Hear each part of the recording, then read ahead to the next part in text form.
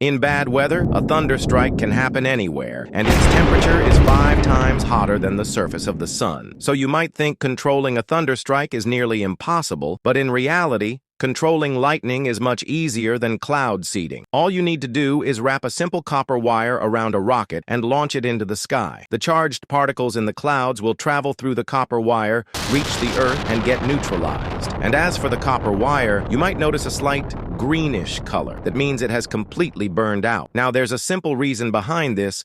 Drop your answers in the comments.